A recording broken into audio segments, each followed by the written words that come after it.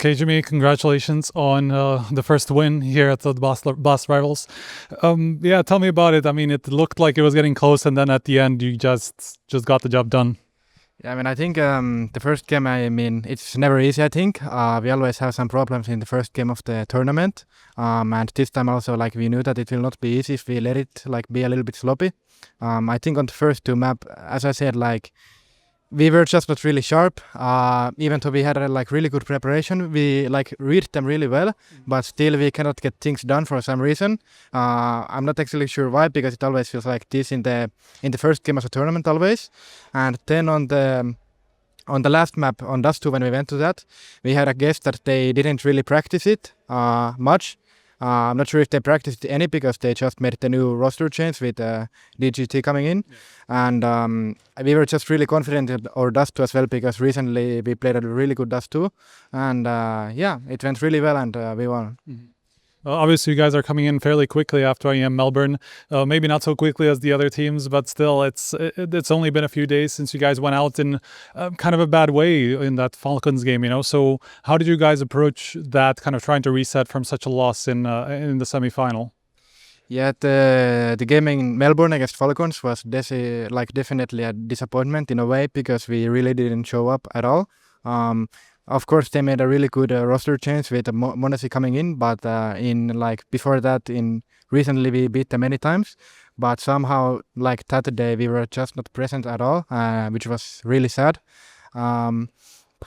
But yeah, after Melbourne, of course, we didn't have really much time. We just flew here arrived yesterday, and the jet lag is still heating, of course, a little bit. But I know also that it's the same for every team. Like, nobody really had any advantage at the moment. So we just need to make the best out of it and keep doing our routines and yeah, just play with it. What was the talk like after that game? I mean, did you just put it down to just everybody disappearing individually, or was there something that you guys learned from that that you could have taken forward? I think there is like many stuff we actually took out of the talk after the game. It was like maybe two-hour talk we had. Of course, like, not all of it was only like negative stuff. We had a lot of positive stuff, of course, during the tournament.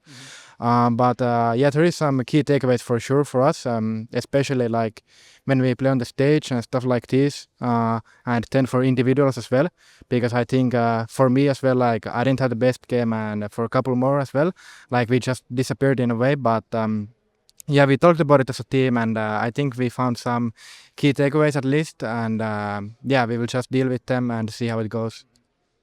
Tell me about Falcons. I mean, there were obviously rumors that you were perhaps going to join them, you know, had an offer on the table. What do you think about them now? You know, obviously the year so far has looked a bit more like you guys and Vitality have been kind of going at it, Spirit maybe in the mix. Do they now feel like they've joined that kind of group of elite teams that could contend for titles consistently? I think for me it's a little bit hard to say, because of course they just made the roster change, and so far it's looking really good. Of course, like, they're playing really good CS, and also they played really good final against Vitality.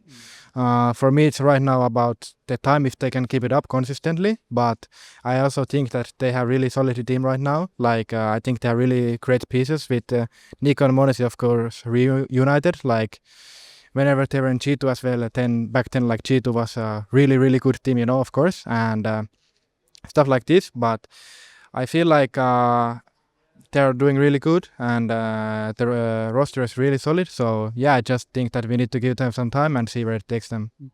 I wanted to ask about you finally. I mean, the year so far individually, it's quite clear there's been a bit of a step down. And I know that you've commented on it before, that it perhaps isn't down to roles, because it's not changed that much, even though you've had Spinks come into the roster and take some of the lurking positions. It's more you're on the opposite sides of the map. And so what do you think that's down to, really, personally?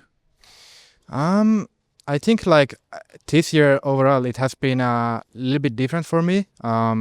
At the start of the year, I didn't have the best results, so I had to reflect a lot on myself about how do I want to go from now on forward, because of course I always want to be better and better. And last year was, of course, really great success for me, in a way that it was the first full year in Tier 1.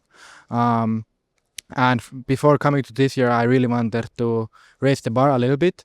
And it was kind of a disappointment to see that like the start of the year to this point even, like I haven't played the best, but I know that it's still like really early in a way, but I'm really working hard to improve my individual skill with a lot of stuff. I'm trying out a lot of new stuff as well, like not in CS but outside of CS, many different things. And yeah, for now I just kind of enjoy the part of working, because I think last year, like when I joined MOUZ, it came off like easy in a way. I felt like joining tier 1 was at that time like pretty easy in CSGO especially, but I feel like right now the CS2, like it changed a little bit, and as well for like my roles, it changes a little bit and stuff like this. So now still just dealing with the cards you have dealt given, and yeah, that's what I'm doing right now.